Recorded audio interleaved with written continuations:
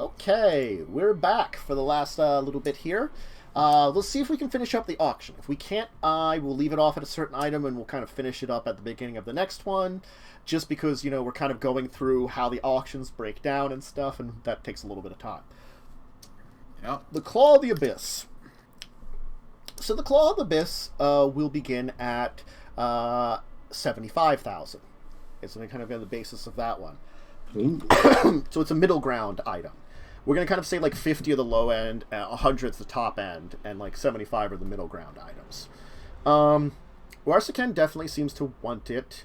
You do get a bunch of bids from Nerg and Mr. Leibner.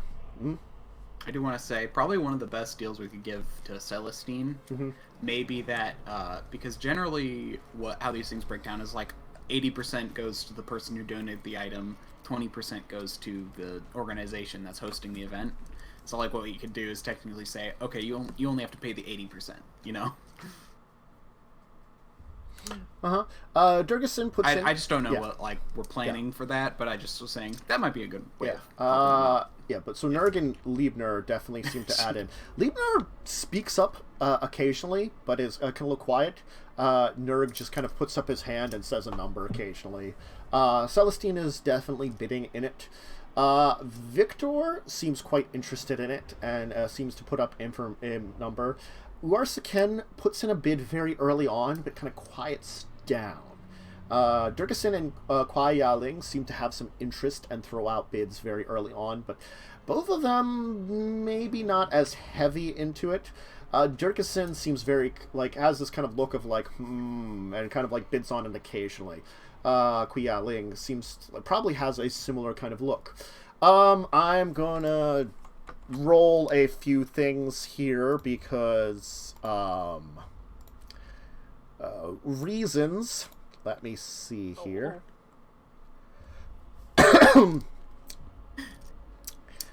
I can look up. I was just throwing out ideas, by the way. I don't know what your plans are, and you haven't informed us about it. So no, Christine.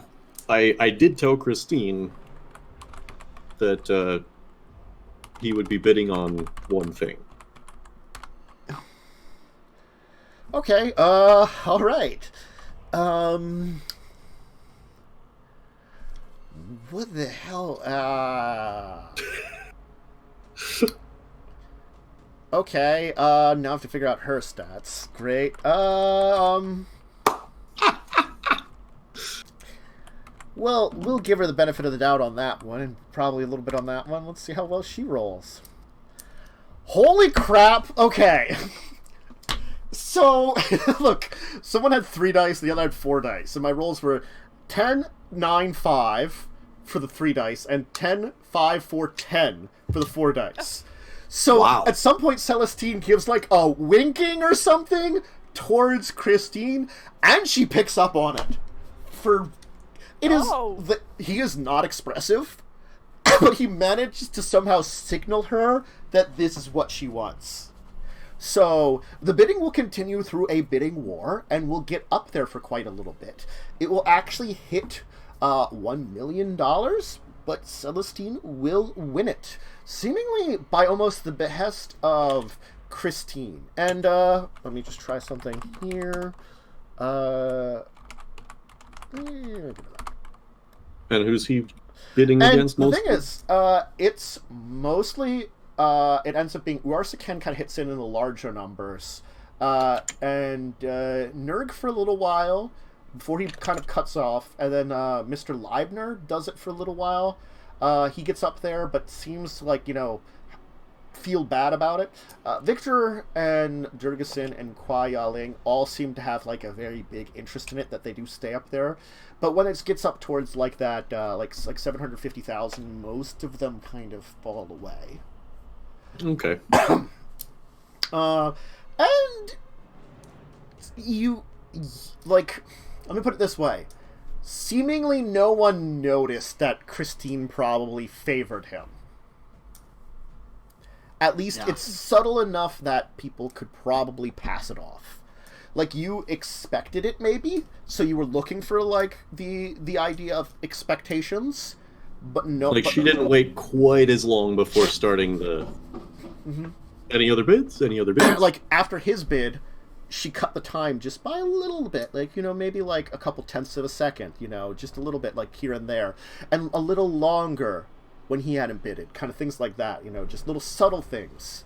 Just to the tone of what she does. That managed to manipulate the entire situation to his slight advantage.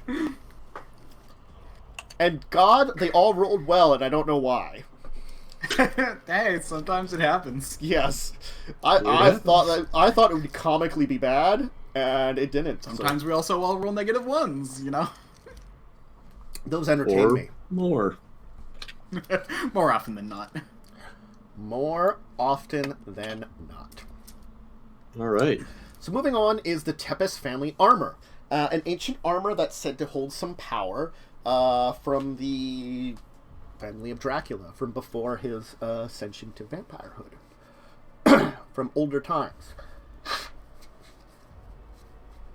Like, each thing has a brief description. I'll give you the brief descriptions because I forgot to. An ancient goblet said to become from the first city. A mask said to show off a likeness of the web of the Queen of the Spiders. Coins said to be forged from cold iron coins, said to call upon the spiritual world. A claws, a dagger said to be forged from metal gathered from the abyss. And you have heard of the abyss thanks to your good friend Leslie.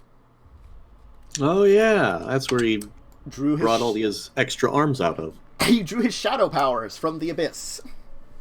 Mm-hmm. It's supposed to be basically, like hell. Cool. Yeah. That's great. Mm-hmm. Good old hell. So it's like hell metal. Anyway. Is it heavy? Yes, that's his... Yes. Wait, I have to do the proper devil horns. Yes. I'm very bad at devil horns, okay? Look. Yes. This is I Love You. Uh-huh. This is Devil Horns. Yes. I was gonna do that for a second. I'm like, wait a second. I'm doing this wrong. I love the devil. I love the devil. I love... Yeah. Look. All right. Jazz hands, spirit fingers. Jazz hands, spirit fingers. Anyway. So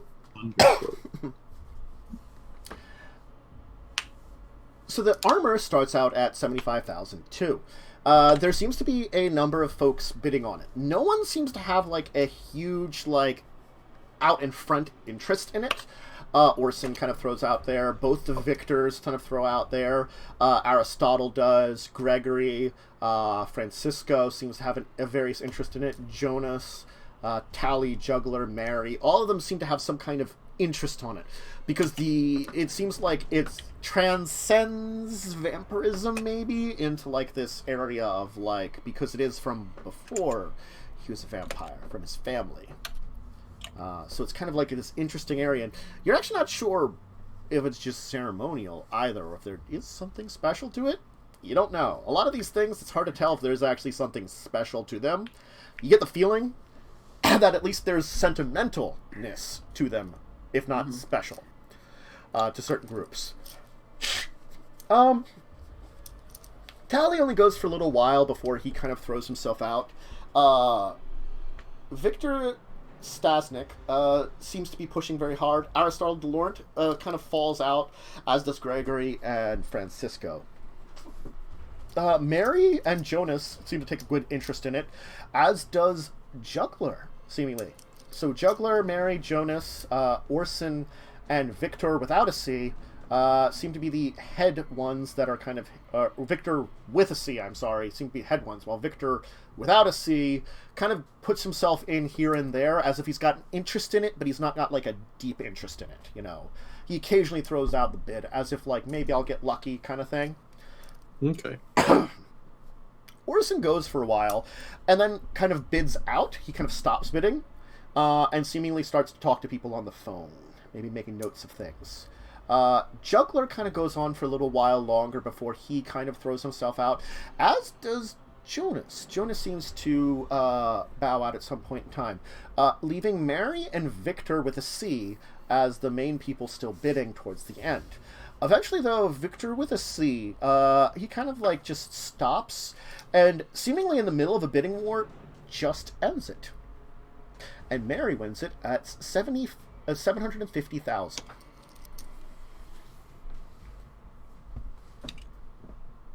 Okay, so Jonas and Juggler bowed out later, and the last people left were Mary, Victor, and... Just Mary and Victor, because Aristotle, Gregory, and Francisco were kind of early on. Victor, without a C, put himself in here and there, but didn't have a huge interest. Orson kind of bowed out, like he was like the third to end one. While Tally went out early, Juggler and Jonas kind of went out midway, right before Orson, and then Orson was like the third to last one that went out before Mary and Victor were the last two, and Victor just stopped.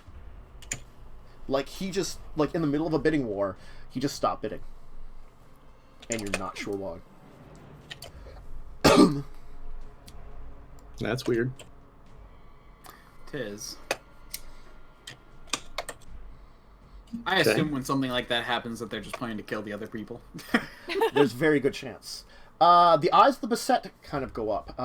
This kind of headdress where it's kind of got these kind of feathers, and it's interesting design that from a certain angle almost looks as though it's eyes. It's said to represent a traditional...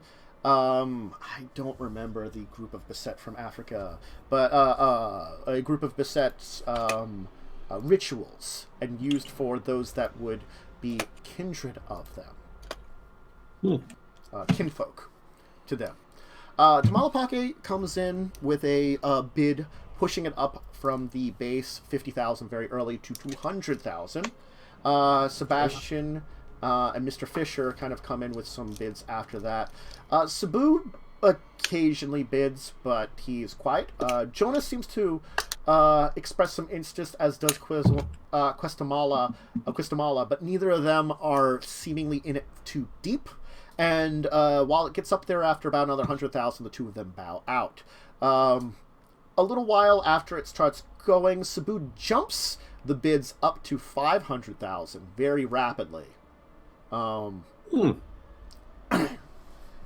This causes Tamalpache to break out, and Mr. Feature and Sebastian actually go on for a little while longer with him until Sabu manages to win it at 600,000.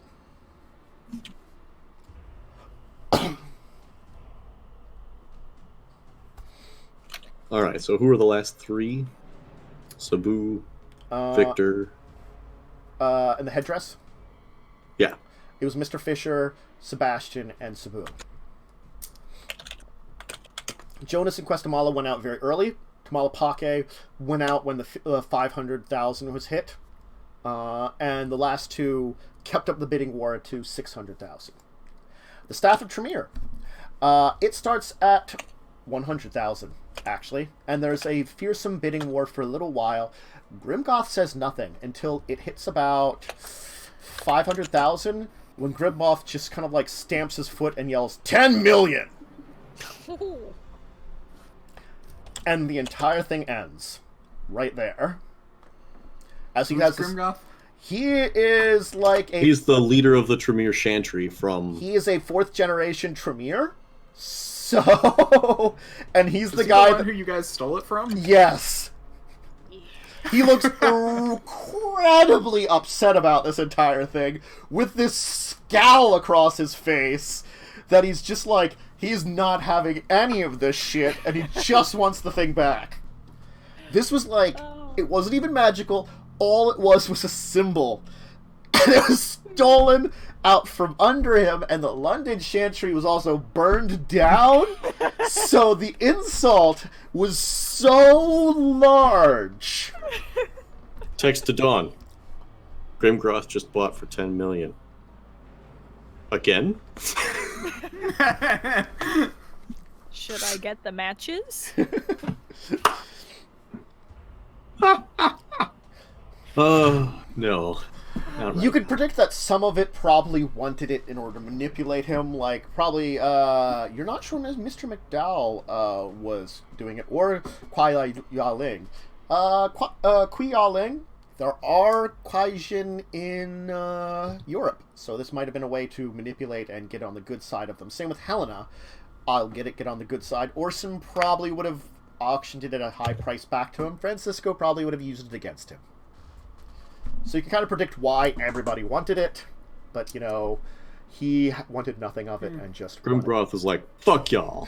Fuck y'all. Yeah, because pretty much everyone was all like, they were just kind of buying it to probably force it on him at a higher price later, so he's like, I'm just going to pay for it now and skip this process. It's like, I'm just going to pay all the money I brought, screw it, I'm out. You're not sure... And hey, at least it's going to a good cause. Yes. So you're not sure how much money he has left, but he will be bidding on one more item before the end of this. But he is only bidding on 2 items, so... You know, as where he is in position, he probably got together a lot of money before he came here anyway.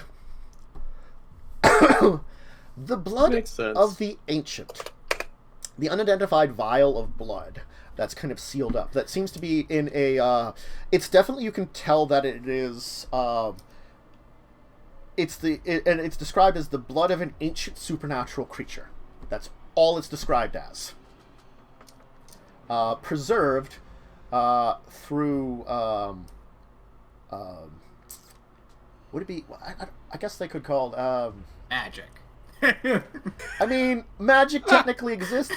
I guess enchanted. I don't know what vampires would call their supernatural items. I can't remember what they would call them, because they have some.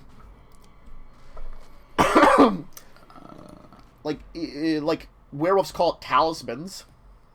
You know.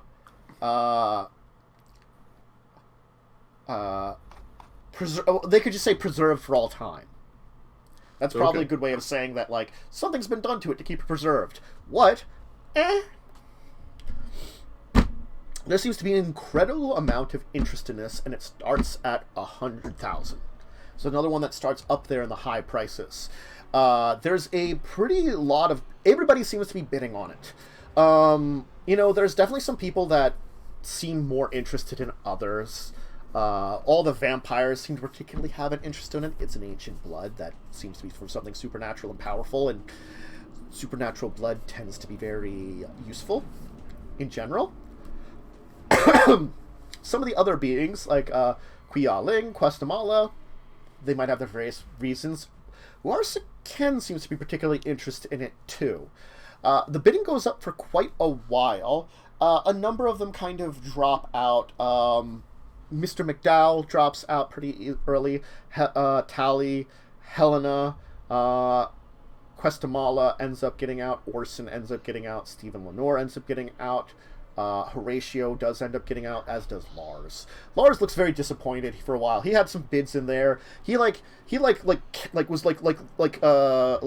counting on his fingers and like got up to like 300,000, and then was like, and then after it went above that, he's like, he said like a disappointed look on his face, like, and then like you know you could see like Rattay was like, you know, like, you'll get that next time, boss. I think I had a French accent on him. You shall get it next time, boss. I believe he was the French rat man. If I'm remembering he is correctly. Now. That sounds awesome. What's up? Guess what? What's up? You lost a tooth? Awesome. You have it with you? I thought it was going to be chicken butt. What? I'm still on stream. You can show me the tooth later. Hey, you're not supposed to get it. What? You want to see the people? I'll put it so you can see the people. See.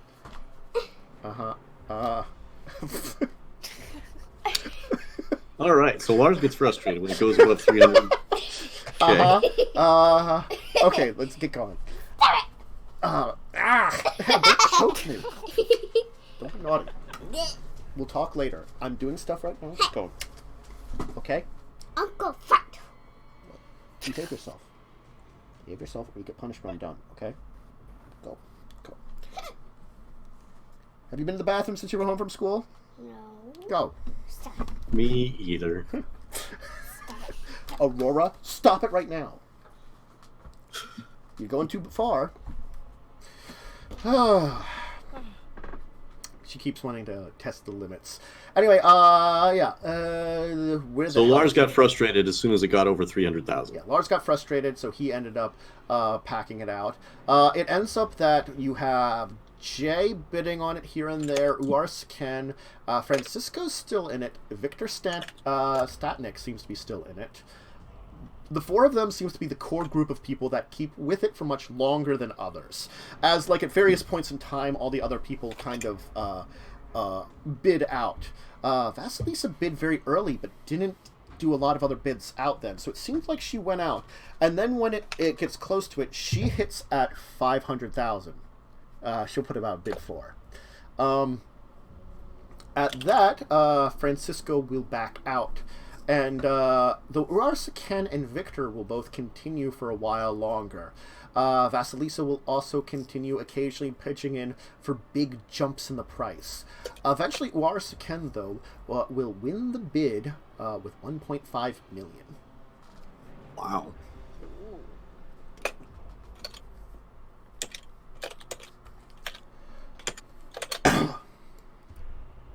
Okay. The Mirror, the Soul of Gaia. So, Soul of Gaia begins with a simple bids around 50,000 for this one. It'll start out with, where you will have Victor Stasnik, I did have it, Sabu, Nefertiti, Ryan will be bidding on it, Sebastian, which I have Sebastian. Why did I do V's instead of B's twice?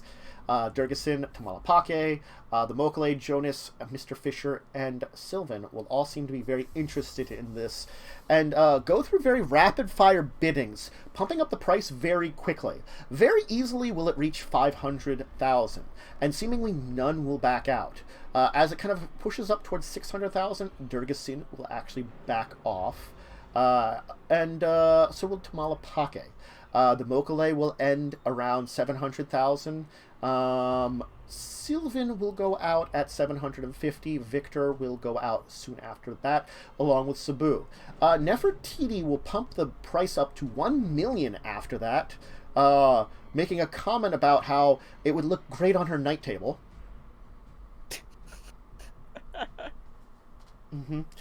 Which will report with Ryan will also kind of go out at this point in time. Mr. Fisher will point to 1.1 million at that point in time to counteract with that, with a Jonas mentioning then 2 million in gold bullion. Ooh. He will specifically say it that way. Which Victor did you say? This will be Jonas that will hit it eventually at the end. No, right before Jonas, you said. Mr. Fisher. Oh, Mr. Fisher. Yeah, Mr. Fisher. So the big final bidders were Nefertiti, Mr. Fisher, and then Jonas pushed it up at the end. Though, like, as said, like, there was a lot of bidding up until that point in time with people dropping out smally here and there. Okay. What was this described as? A silver mirror inscribed with a reptilian beast that seemed that you interpreted as perhaps a Mokale on the back because of the how it looks to be a similar to what you saw from Mokale before. I think he means the description for the bidding. Oh, no. I was curious about the object. Like, I thought we had a little bit more on this object. I don't know why. The Soul of Gaia. The Soul of Gaia will be described as a mirror that legend states allows one to contact, with the right rituals, very powerful spirits of the world. Okay. I was just curious. In game terms, the werewolf wanted the mirror that he could contact an aspect of Gaia with a certain ritual, which is probably not very easy to do.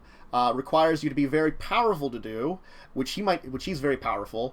He might not be powerful enough because of his nature. He's more of a warrior than like a sage. Yeah. Oh, okay. Also, just a little known fact: Jonas is rank 6. Werewolves normally go to rank 5. Oh. It's like their generation. They go 1 to 5. 6s are like the warriors of legend that happen every like 500 years. So, and he won with, what was it, 2 million pounds of... $2 million gold, $2 million in gold. He just offered straight in gold. I'm guessing this is probably along the same tiers as like a spirits rank. Yes. Werewolf ranks. Yeah. Yeah. 6. Yeah, I know what 6 is. Okay, that's powerful. Mm-hmm. Yeah. No, because He has a freaking crown, which is supposed to be like the king of the werewolves crown. That people are like, werewolves are still disjointed, and they'll be like, oh yeah, that's kind of cool. You have that. I guess if it really seems important, I'll help you out. But you know, like, it's they'll sit and listen to him, but everybody's still fractured. You know. It's like in the Camarilla. If someone, like, if the council, like, said something important, probably all the princes would do something. They're just gonna be like, eh. It's the same thing. Yeah. No, it's yeah, no, I I was just trying to get a relation to what I know of Werewolf in the 2nd edition stuff. Yeah. So, like, 5th, 4th generation vampire? He would be equivalent to, like, 2nd, 3rd. But the thing is, because they die, they don't have that immortality aspect. But equivalent in their ranks to that, he is, like, a stuff of legend. Oh. Yeah. Normally, through special rituals, you can get to 5. 6 is, like, bequeathed upon you by your actions, kind of thing. It's Pretty much. Yeah. There's no ritual to become that way, to become that, like, renown. You pretty Anyway. much have to be blessed by a firstborn, which is one of the, well, like, the original wolves that created werewolves, basically. Cool. Crazy stuff. Assuming certain legends are similar, I assume there's still firstborn, but I don't know. There's still some similarities, but yes, he is a legendary rank. All right, so the Dawn of Gehenna.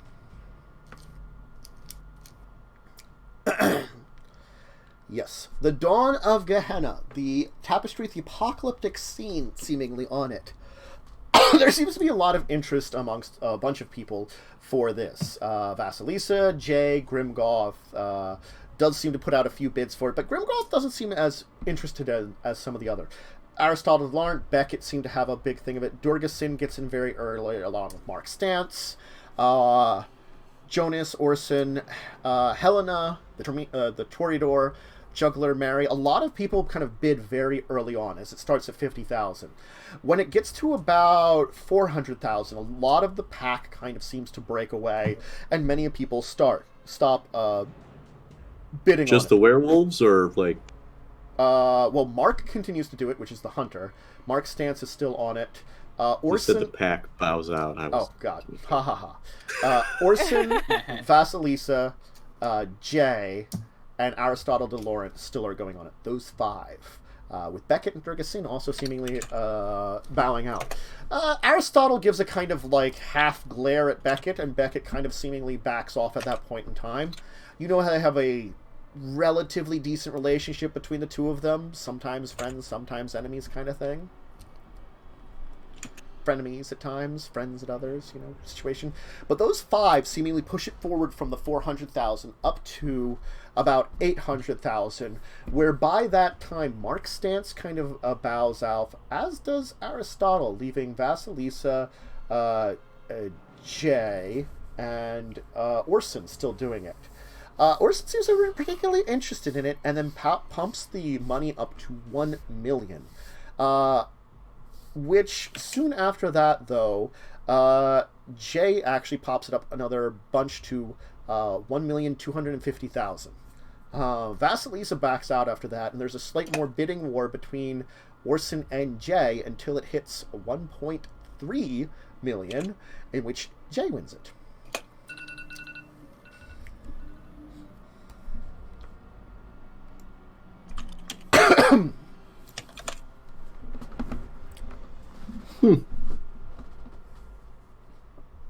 Neat. Yeah. The Ancestor Lantern. So this is going to start at 500,000 off. Also, Francisco, Lars, and Walks. Wait, did you say 500,000? I mean, 50,000. I'm sorry. Okay. Yep, my bad. There's a lot of start out very basically easy on the bids. With Kwai Ya Ling definitely having a high interest in it, along with Nefertiti seemingly. Mary and Mr. McDowell also put in some bids towards it, but neither of them seems like they're super into it. Mr. McDowell does seem to have a little bit of interest in it, but then kind of backs out a little bit. Walks on Earth puts a few bids into it, as does Lars. Lars also bows out very early. Francisco bows out when it hits about 200,000, leaving Walks on Earth, Nefertiti, and Kwai Ya Ling in the running after that. Kwai Ya Ling jumps it up to 700,000, which then Walks on Earth kind of takes a step back from. Nefertiti counters it with 1 million, followed by Kwai Ya Ling countering that with 1.2 million, in which Nefertiti kind of gives a look and then thinks for a minute and then stops before continuing, leaving Kwai Ya Ling to win it at 1.2 million.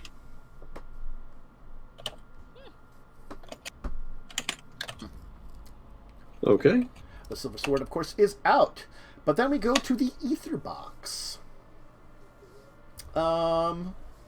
Fisher and Mr. McDowell start out very early on with a lot of big bids, as it starts at 75,000. But it jumps up a whole bunch very quickly to about 200,000. Melita, Uars, Ken, and Lars were all in there, along with, at this point in time, everybody's in there. Yeezy threw out an early bid, and you don't know if he's out or not at that point in time, because he kind of goes quiet for a while. Mary kind of continues on also. Melita will bow out at about 300,000. Lars about the same time. Orson will give a big bid of 350,000 before going out on his own, leaving Uar Saken, Mr. Fisher, Mr. McDowell, Mary, and I guess Yeezy, because again he didn't seem to bow out. He just seems to be like biding his time. Mr. Fisher and Mr. McDowell, while a little bit of a bidding war on it before Mr. Fisher bows out. Uar Saken will kind of continue for a while, but he'll kind of lose interest around 600,000, leaving Mr. McDowell seemingly to be the victory at 600,000 before Yeezy's like, "Yo, Yeezy for sure has a bid for you! As was told by my master, to go bidding 1 million clams and smackers for this thing." Right, woo! Yeezy for sure has bidder in the house! And, Mr. McDowell will be dumbfounded enough by this entire thing he does, and he loses it at 1 million to Yeezy. Okay. Yo! But master, I's got the thing you wanted! Woo! Yeezy! Out! Oh, show.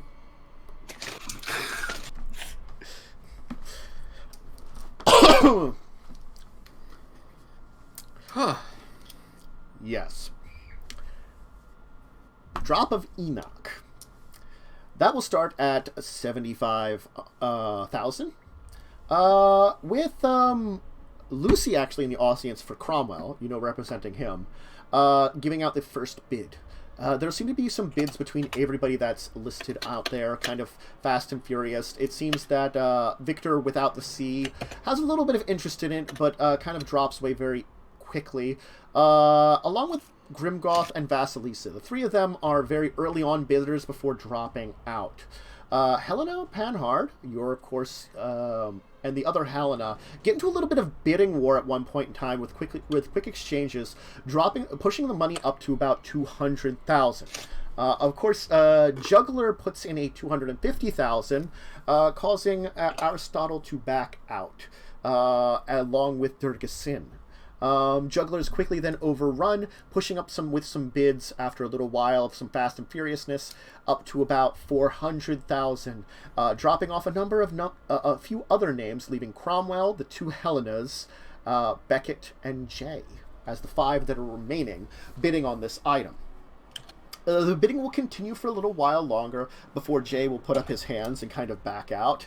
And Helena the Tremere will also back out soon after that, leaving Helena Panhard, Mr. Cromwell, and Beckett all still bidding on this. Beckett will continue on for a little while longer, and when it hits 800,000, he's going to go out too. Leaving Mr. Cromwell and Helena for the bidding war. Eventually, though, Helena will put a $1 million bid, and Mr. Cromwell will kind of take a thought. Lucy will be kind of on the phone with Mr. Cromwell, will kind of look, pitch up, and then wave the hand, as the drop of Enoch will go to Helena for $1 million.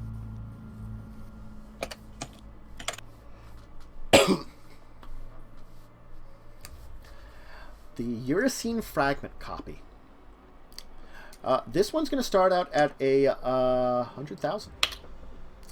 It's going to kind of start out very early on with Cromwell and Beckett having a little bit of a bidding war.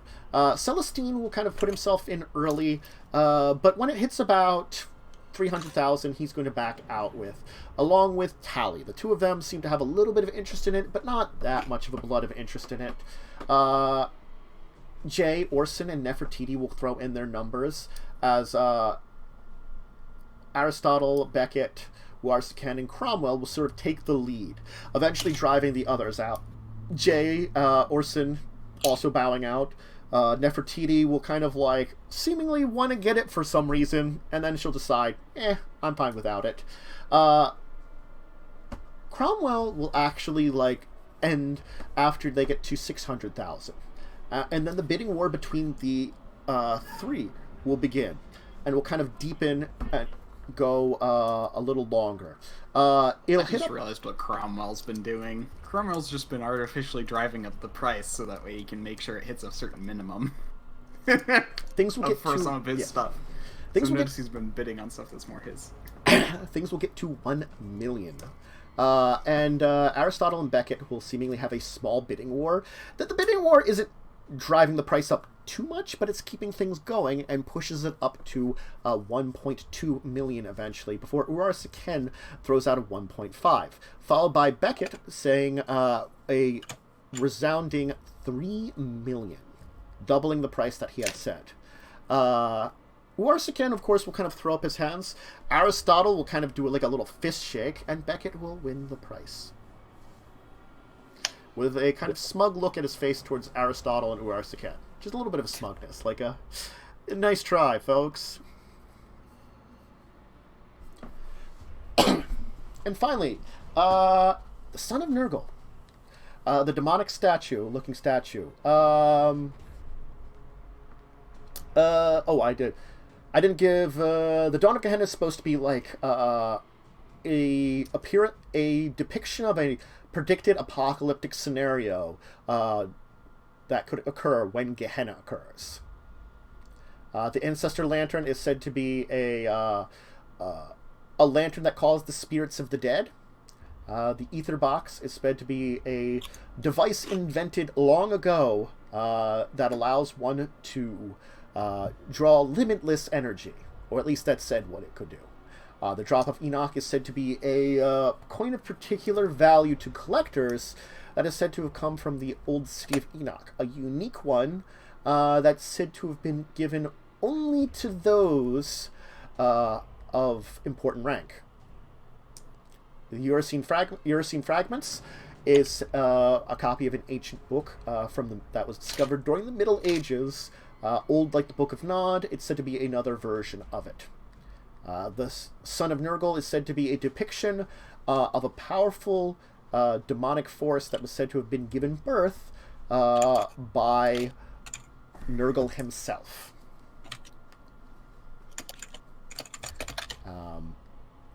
which it doesn't specify more on that one. If you want to roll an occult intelligence roll, you could think about who you know Nurgle is.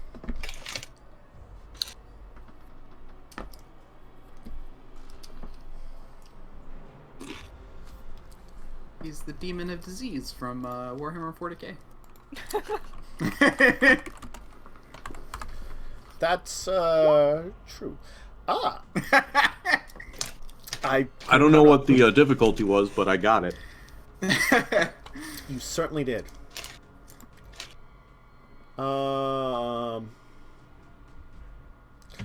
So you know that Nergal is supposed, which I spelled it wrong there. It's Nergal. That's my bad. Said to be one of the founders of the Bali clan. Bali are being the demon worshippers. Vampires. They were supposed to be a number of founders to the Bali clan, and a legend says that Nurgle was one of those that did so. I think there was 3 founders. Nurgle, Moloch, and one known as the Unnamed.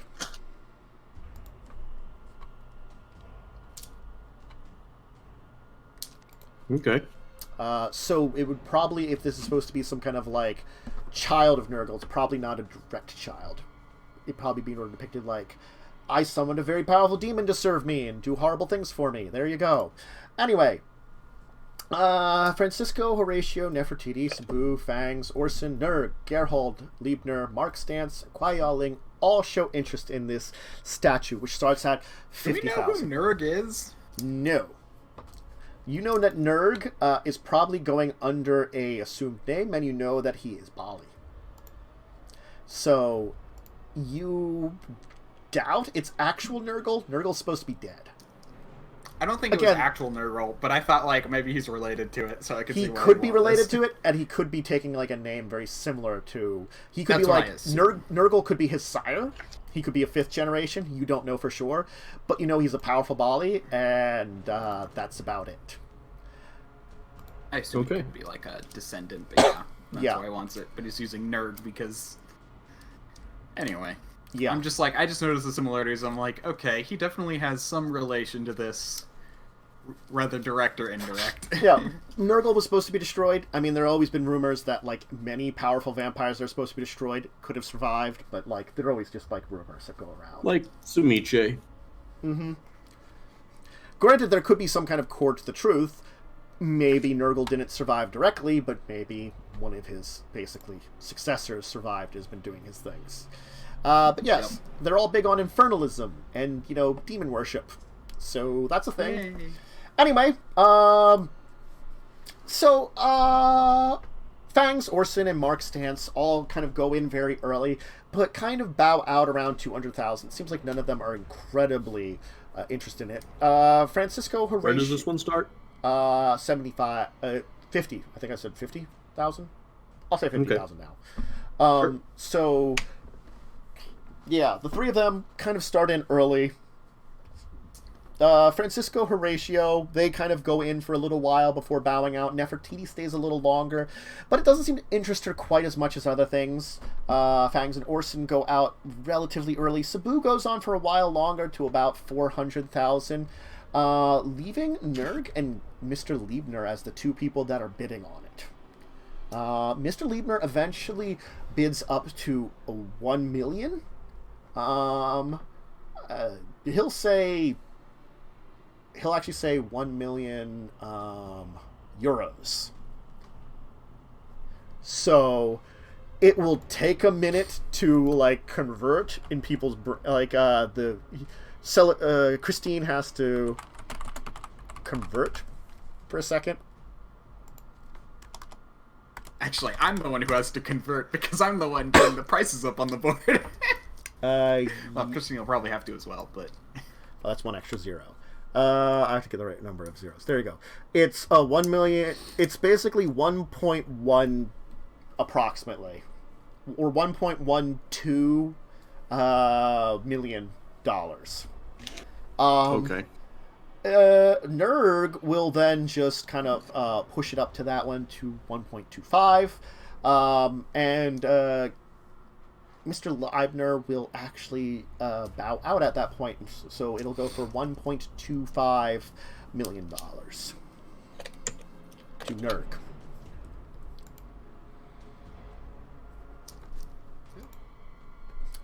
And that will be the auction, and we're right on our timing for ending. Mm-hmm. Whew. So, A lot of stuff, but I mean, I understood some of it. and you know who ended up with what, and for how much money. Mm-hmm. So, the auction has ended. As crazy as it's been. And next time is the fallout of the auction. Fallout's probably going to be a good name for it. Exactly. Yeah, the two things that cost the most were the goblet and the staff of Tremere. Well, I mean, there's certain reasons for the staff of Tremere. It's like know. It was like at like 200,000. He's like, fuck it, 5 million. Yeah. I have written 10. Oh, that's right, 10. I'm sorry. Yeah, he said 10. He did say 10. I forgot I said 10.